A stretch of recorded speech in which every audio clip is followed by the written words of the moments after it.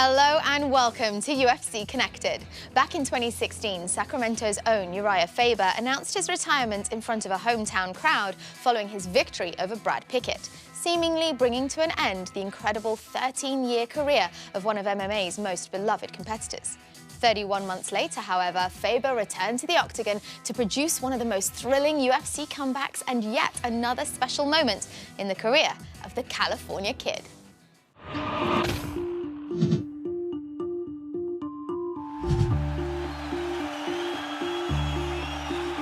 Sacramento's favorite son, Uriah Faber.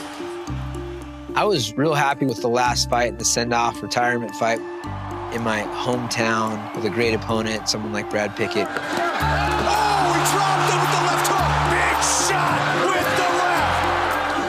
And another takedown for the California Kid. Sacktown, I love you guys. There will only be one California Kid. Uriah Faber, thank you. I've been retired for 3 years. In that time, focused on business, focused on my team, starting a family. So this is Callie. Say hi, Callie. Get inducted to the Hall of Fame. But I had kind of an inkling that I may want to at some point come back, so I stayed training. When you're out of the game, the things that you miss the most, probably just the regimen that you're on. You're just not pushing yourself.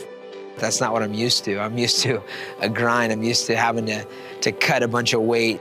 Those familiar things that you didn't think that you would miss or even notice until you're chilling, living a life of leisure.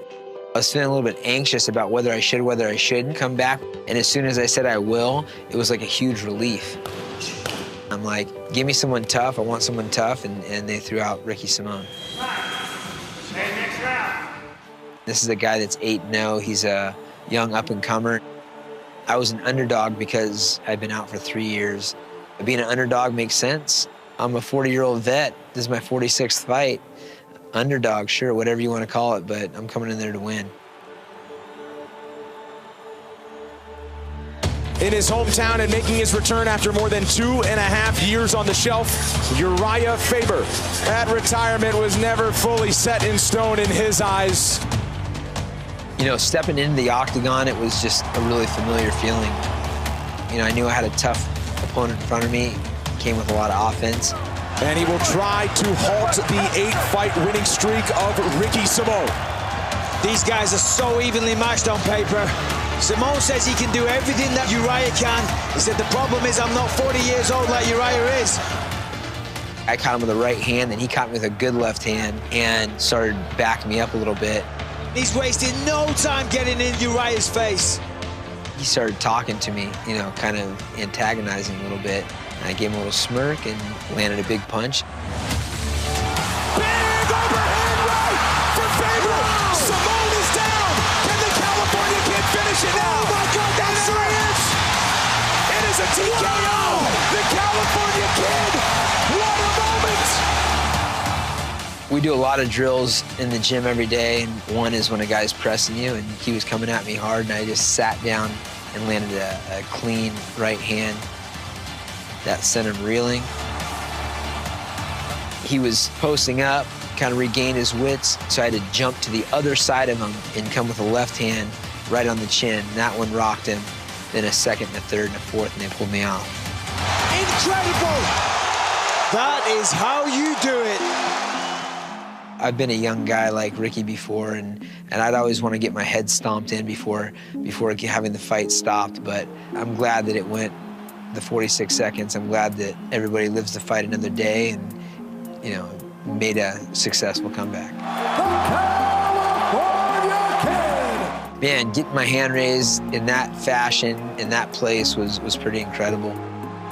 With the baby in the mix and with the hometown crowd and with the comeback and the result, it was a pretty high moment in my career, one of the best. I'm Uriah Faber, the California Kid, and that was my moment.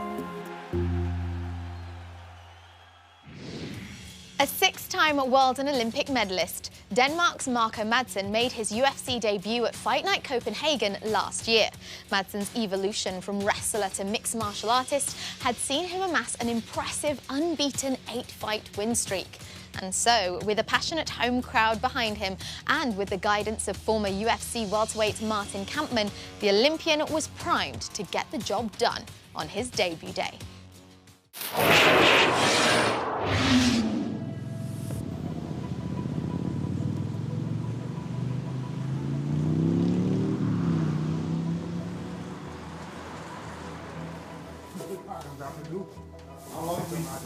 You got half an hour. We'll work fast. Tonight it's my debut at the UFC. It's a major milestone. It's something I've been working towards ever since I retired wrestling 18 months ago. I'm facing a strong Italian guy, Danilo Belluato, a guy with a lot more experience in MMA than my record, but I am lucky and very privileged that I'm being coached by Martin Kampmann, a former UFC fighter, somewhat of a Danish legend in this sport. He has more fights in the UFC than the rest of us Danish fighters combined. In the UFC, you know, it's more lights and glitter and more attention, you know. But once the cage door shuts and you focus in on your opponent, you know, it's just another guy in front of you. You gotta put the beat down on him.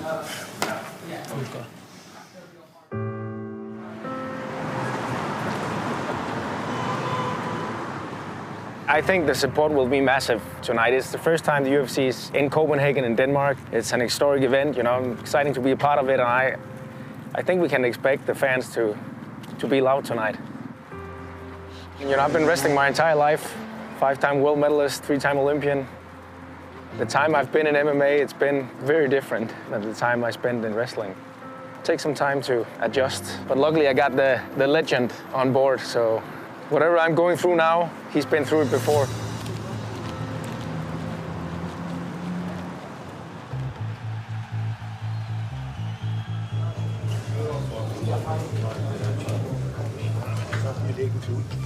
Sådan lige for at det sker.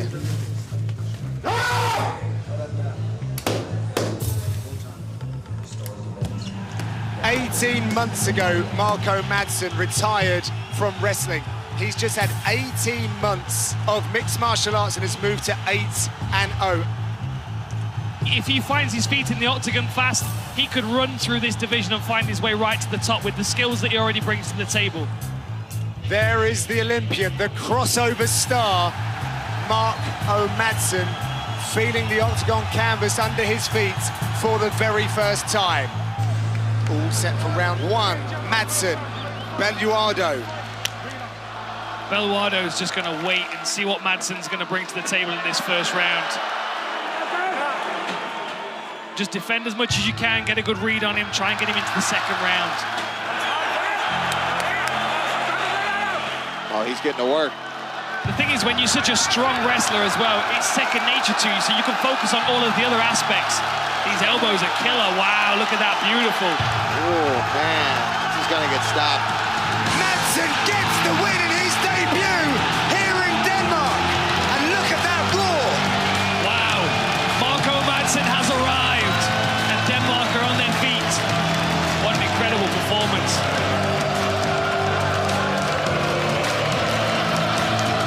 Declaring the winner by TKO, Mark the Olympian!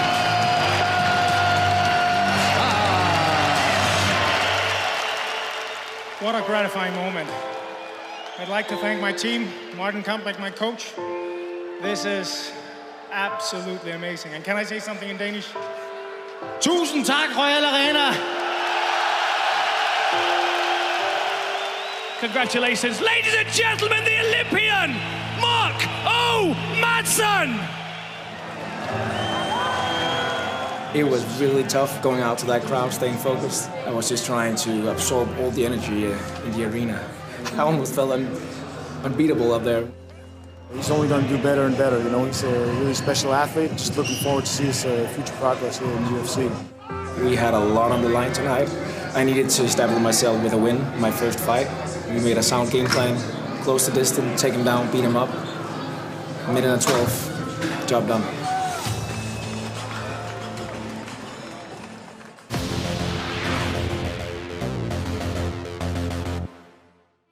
You're watching UFC Connected.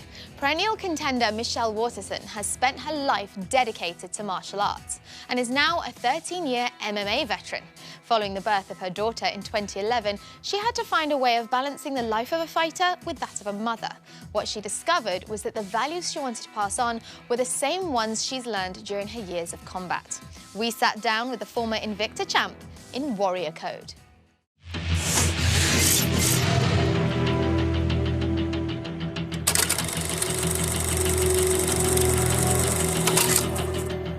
I never knew that I would be a UFC fighter, to be honest with you. What I did know was that I had that fire inside my heart. I was gonna fight, and I was going to give it everything that I had.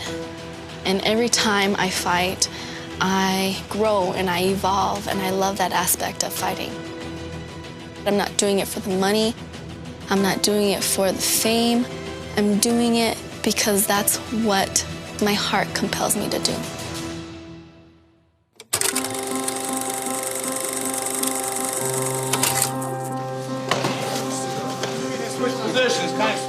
The sacrifice is just what comes along with being a fighter. Sacrificing holidays, time away from family, sacrificing, the beer that you want to crack open after having a long day. And really taking a big risk, investing time into this single dream, because you can never get time back. It's kind of an all or nothing. The rewards will follow me throughout my life and my daughter's life, because I learn life lessons that I can then pass down to her through fighting. Can you do like that? I learn about honor, I learn about integrity, I learn about the value of hard work. All these things are important, whether you're a fighter or not.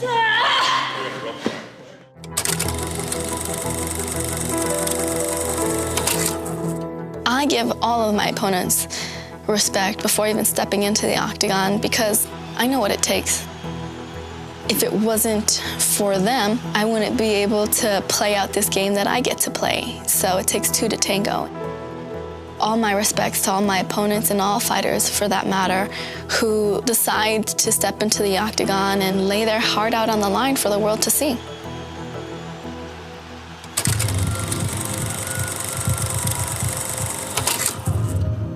On fight night, my nerves are going crazy, but I embrace them because I know that it's what I need in order to prepare myself for the battle that's about to happen. All that hard work pays off now. The walk is the most nerve-wracking part. It's the anticipation, it's the unknown. I can hear my heartbeat, and I can hear the crowd, and I can hear my breath. It is probably when I feel the most alive, because I'm experiencing all these different emotions. All right, here we go. And the closer I get to the cage, all I can see is my opponent, and nothing else matters when I step into the octagon. And so I smile, and I take it in. I tell myself, go out there and have fun.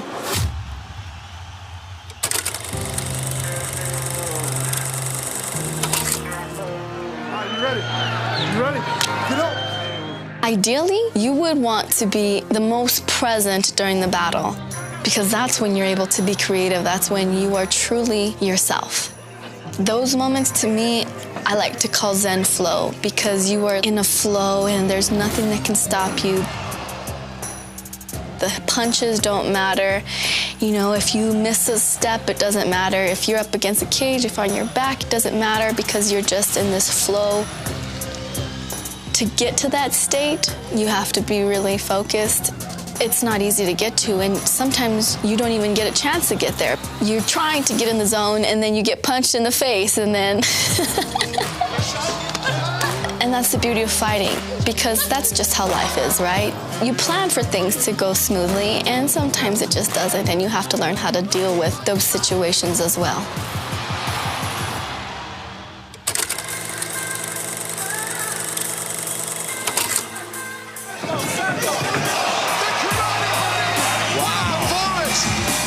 Victory is like an amazing high. You get just a tingle all over your body. When the fight's over, it is a relief because all the work you've put in. It is all over. Michelle Watson chokes out Paige VanZant. I just get flashbacks of everything that I've done to get to that moment. From when I first started martial arts to my amateur fights to motherhood, and it just gives me appreciation for my journey. When Floyd Money Mayweather calls a fighter the best mixed martial artist on the planet, the whole world takes notice. And that's just how he described middleweight prospect Makhmud Muradov. From humble beginnings in Uzbekistan, Mak is now one of Europe's most promising fighters. So we travel to his adopted home of Prague in the Czech Republic to find out more in Fighter Focus.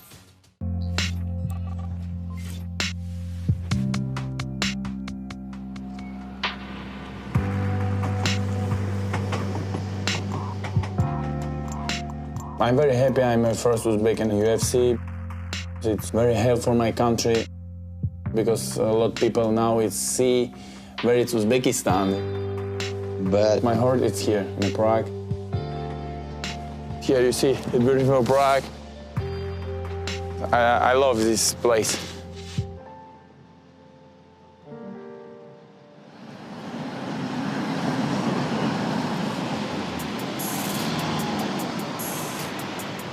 I'm 8 years living in the Czech. I have my girlfriend here, my friends, my trainers. I'm start MMA here. I have here my gym, Monster, my team.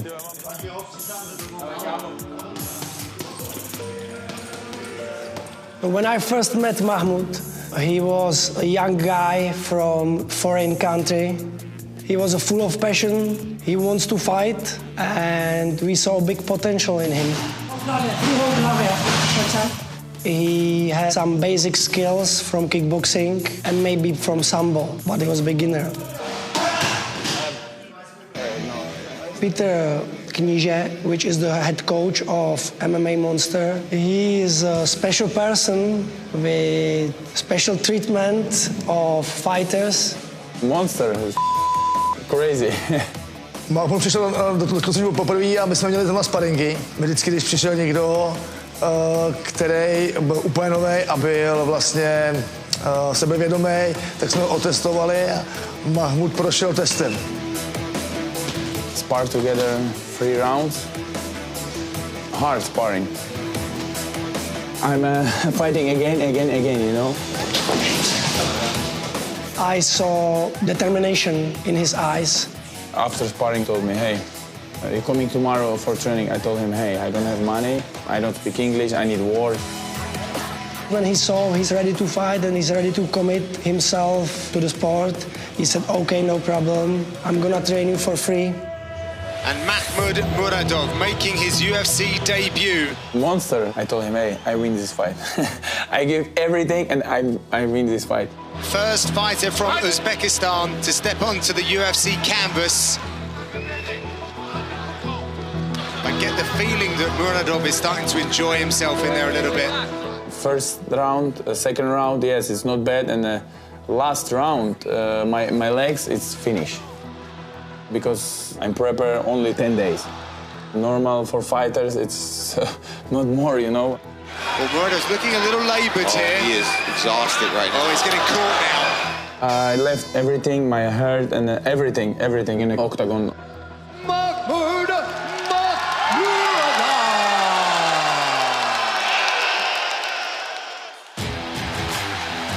Representing Floyd Mayweather's The Money Team in modern MMA, here is Uzbekistan's Mahmud Muradov. Floyd Mayweather is my friend. I know him 3-4 years. Thank you for him. I'm UFC. Put on Instagram and Facebook, Twitter. It's the best fighter in the world. Social media, it's crazy. Sometimes he told me, hey, waiting, you know, you not rush. Because I told him, hey, I go in the UFC, I need to fight. He told me, brother, relax, please, relax. You have the time.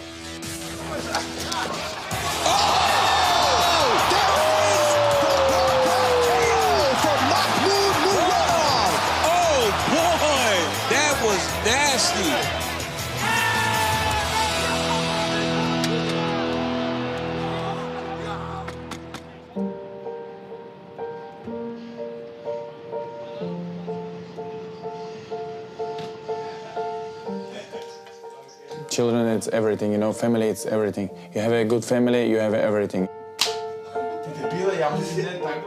I'm always wanted kids. I met him like 1.5 years ago. We started dating, and now we're waiting for a family. Before I met him, I didn't really know too much about MMA. Now, even if I'm alone, I watch MMA fights. I'm a singer, so every time when I have a concert or go to TV to have interview, people, they ask him, especially guys, because they like MMA. But that's nice, that's good. Tak Mahmud má za sebou složitou minulost, protože vlastně pochází z Uzbekistánu ve svém životě. To znamená, že on si prošel těžkýma časama a teďka může využít toho, čím si prošel a může prostě jako z něj být dobrý člověk. A pokud mu vydrží jeho tvrdost v tom tréninku, tak si myslím, že v UFC se určitě může probojovat do top 15, top 10. Last year, I think it's the best year in my life. I win 6 fights, 2 fights in UFC. It's history for my country in Uzbekistan. It's my life now, you know. I have a lot of motivation. I have my family, my friends. It's a dream for me.